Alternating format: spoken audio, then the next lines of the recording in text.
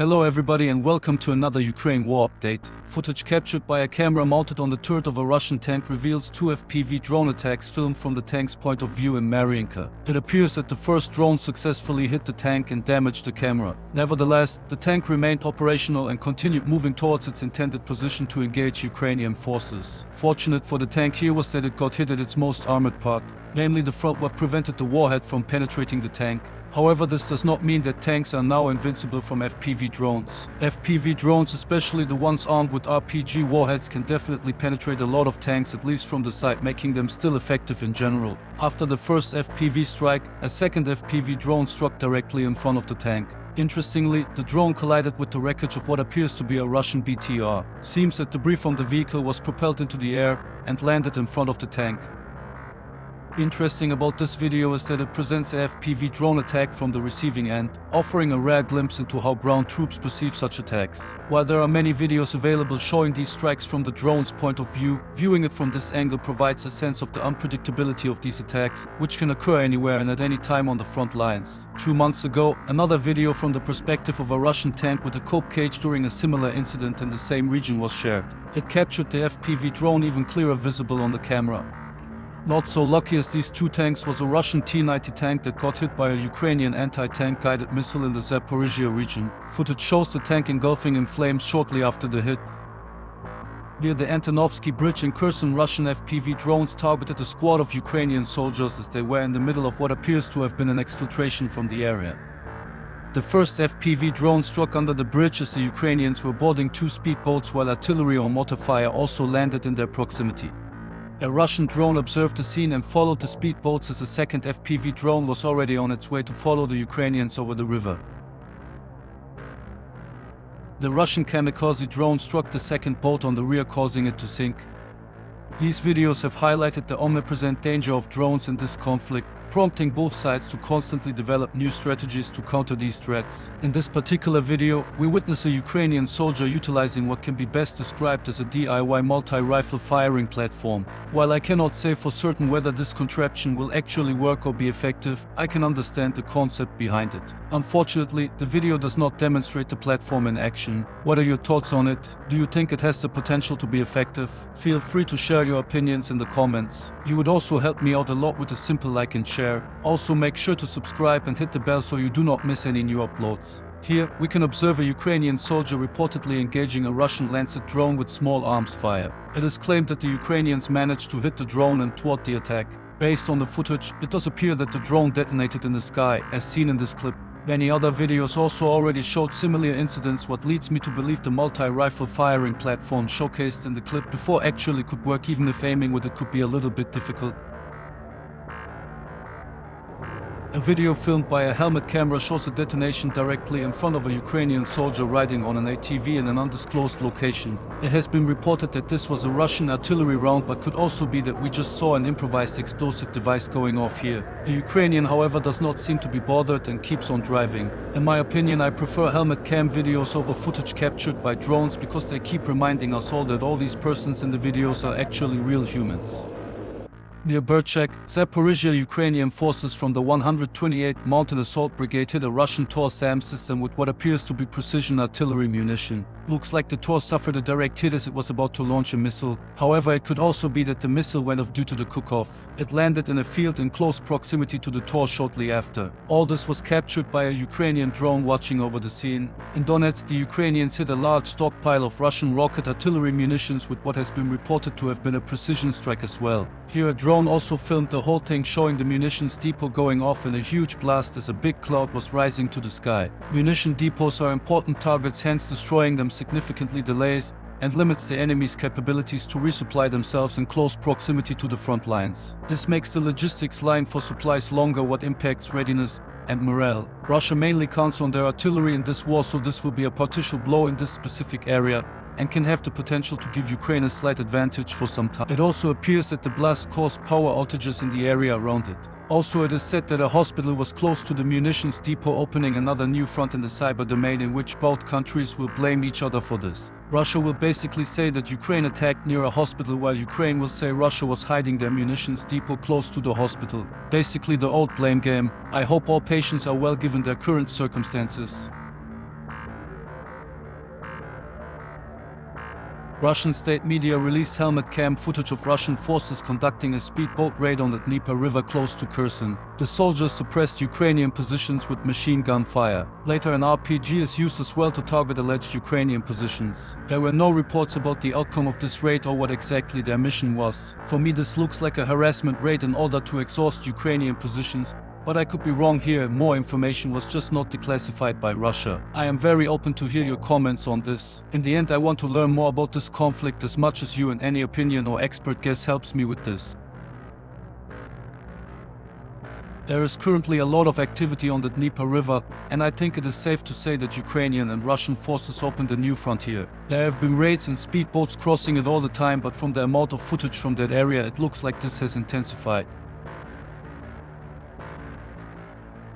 The Ukrainians have also released footage of a similar operation at daylight. This seems to have been a probing/harassment raid as well. The soldiers engaged alleged Russian positions with small arms fire while riding on a small boat.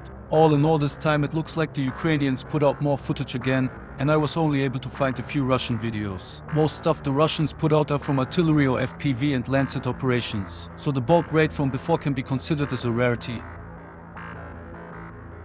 The largest amount of activity was documented by the 3rd Separate Assault Brigade in the area south of Bakhmut.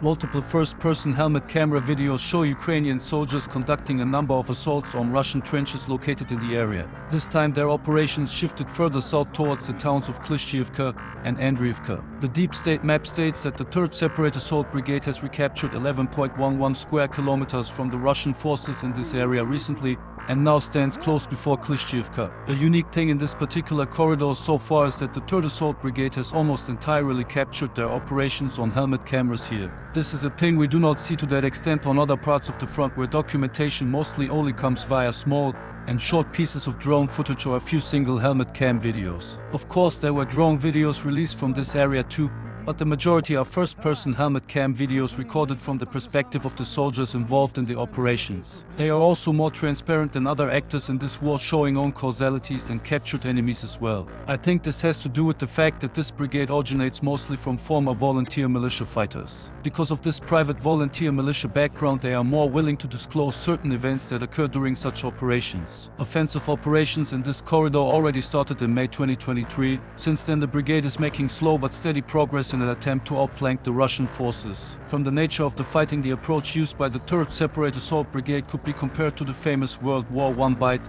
and hold tactics, in which objectives are limited to what can be held against counterattacks. This is making the fighting a battle of attrition, since it takes countless bites to make significant progress. Due to certain capability gaps, this tactic, however, is a somewhat working approach to Russia's defense in depth and their counterattack doctrines. Originally employed by the British Army, this strategy involved launching a limited offensive, or bite, into enemy territory with the primary objective of capturing and securing a specific objective or territory. Instead of pursuing an all-out offensive, the British forces aimed to consolidate their gains and hold the captured ground against counterattacks. It required a meticulously study of the terrain and enemy positions, selecting specific targets that were strategically important or advantageous. The objective was to quickly seize key positions, such as trenches, strongholds, or strategic points, and establish defensive positions to repel counterattacks. The Ukrainians combined parts of this with rapid mechanized assaults aiming at driving the Russians out of their trenches in order to close on Klishchiivka and Andriivka step by step.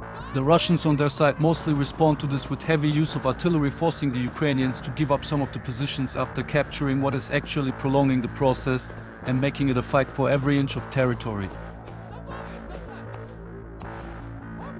Here you can see the storming of such a Russian trench located in a wood line. Same with the previous videos from this area. The terrain consists of mostly large open fields and a number of wooded areas all around. The Russians have dug in themselves in countless trenches and fighting holes over several hundreds of square kilometers. Ukrainian forces have to locate, assault, clear and capture them one by one, man by man, while facing drones and Russian artillery. Also, there are instances of Russian mining or booby-trapping certain areas, making an advance extremely complicated.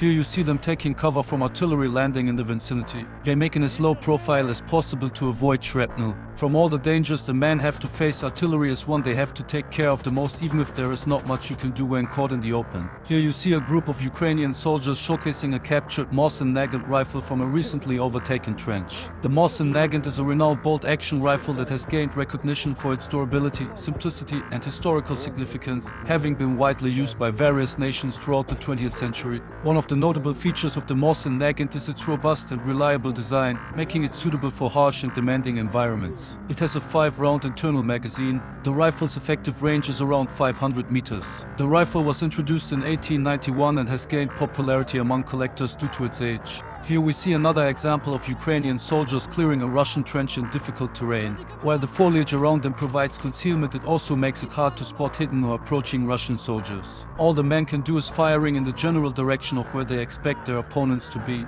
The soldier wearing the camera throws a grenade over to his buddy so he can pass it on to the Russians while the soldier filming is covering the procedure.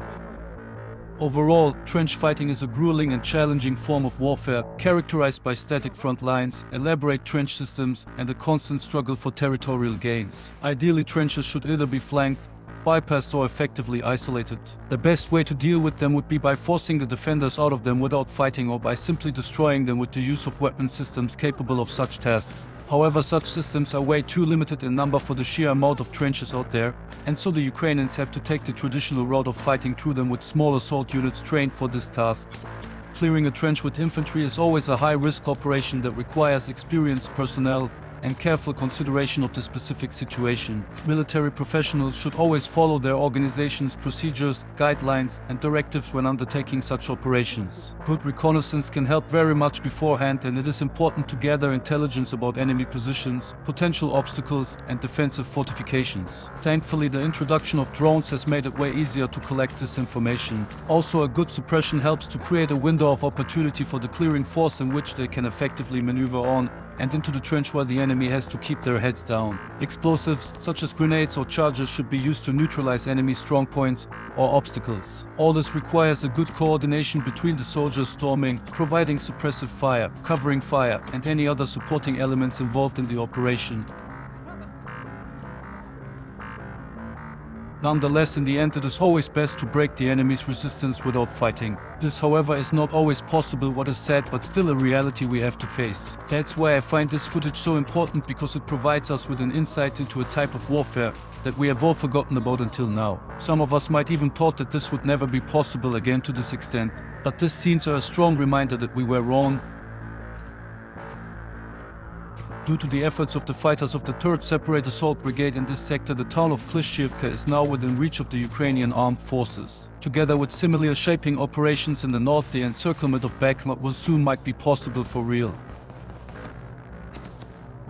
The videos showed that at least a dozen Russian soldiers were captured or surrendered during the fighting. I cannot include this since it is forbidden to display prisoners of war. The 3rd Geneva Convention states, in part, that prisoners of war must at all times be protected, particularly against acts of violence or intimidation, and against insults and public curiosity. The provision was originally intended to prevent the once common practice of parading captured soldiers through towns, thereby subjecting them to insults and potential violence from local populations. However, it can also be adapted to social media, where such insults can also occur. I know that many channels do not care about this and simply show everything, but I will not do this on this channel. Even some mainstream media channels frequently do this, but this tells you much about their professionalism. I understand the Ukrainians doing this. In the end, they have a war raging on in their country, but this does not count for Western media outlets. POWs filmed from a distance by a drone or capturing the process of surrendering should be okay, but any extended display is not the fine English way, I would say.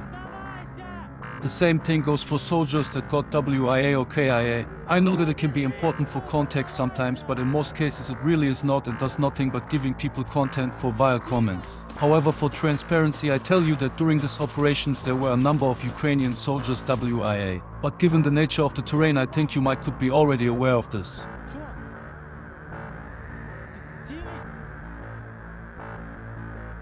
Here we see drone footage of Ukrainian troops storming Russian trenches located in an open field with support of APCs that provided covering fire. The soldiers had to cross open terrain to get into the trenches and fought their way through them with grenades and small arms fire. We can also see a lot of garbage simply thrown out of the trenches by Russian soldiers. I think this gives you a sense of the duration of their stay. Once Ukrainian soldiers start operating in a certain area, it becomes hard for the Russians to occasionally leave their trenches due to Ukrainian drone and artillery attacks.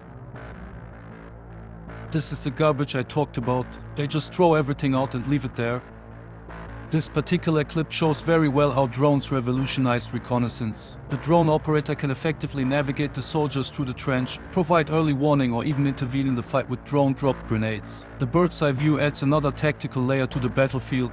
When no electronic warfare systems or anti-air assets are present, the only way to deal with drones is to fire at them with small arms, what however partially drives the focus away from the assaulting element.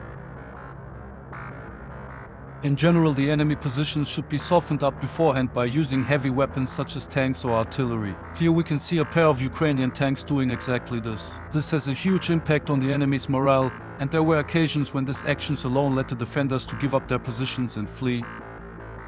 However, not this time, and the tanks shelled the area constantly for a period of time. It can be that the clip was fastened a little bit by the creators to skip the loading times. Also, there have been cuts made so the time frame the tank stayed on this position was actually longer. Same like with the drone. There is not much the defenders can do in this situation without proper relief by friendly nearby support forces. It seems the Russians had no artillery support available at this time, or they were so heavily pinned down that they were unable to call for it. The last video I want to talk with you about today is this small-scale combined arms breach followed by a BMP platoon assault by Ukrainian forces a little bit further south, where all the helmet cam footage I showed you before was recorded.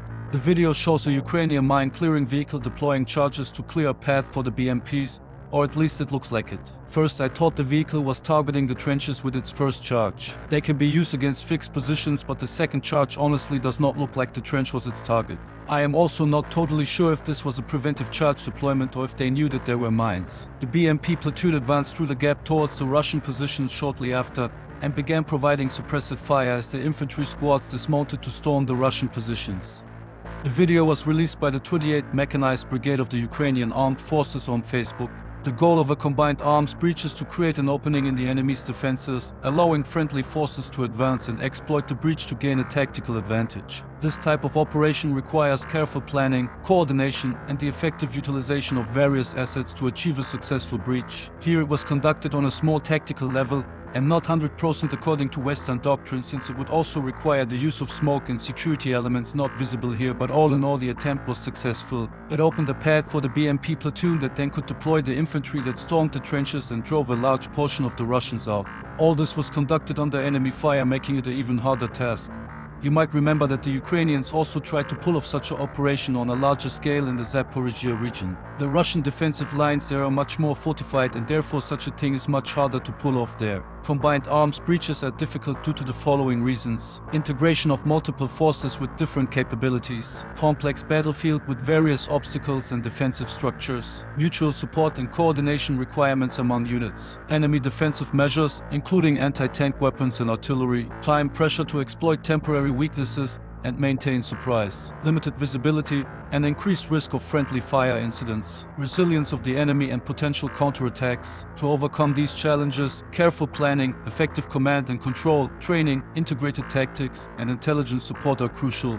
From all the clips I shared in this video, this one is the oldest I think, but I still wanted to share it with you since it was part of the operations towards Klishchiivka and Andriivka. When Ukrainians gained a foothold within the trenches, the BMP started to pull back while still providing covering fire for the advancing Ukrainian infantry. All in all, I find this to be a very good video depicting a successful small-scale combined arms breach, and I hope you learned something from it. That's it for the video, guys. It is much longer than usual and I included a lot of footage released recently. I just wanted to take the time to thank all of you who watched the video till now and listened to what I had to say. I hope I was as accurate as possible, even if mistakes can happen. Make sure to leave a like and comment. Also share this video, subscribe and hit the bell so you do not miss more uploads like this. If you want to support me further, you can do so by buying me a coffee. The link is in the description. Thank you very much. Until the next time.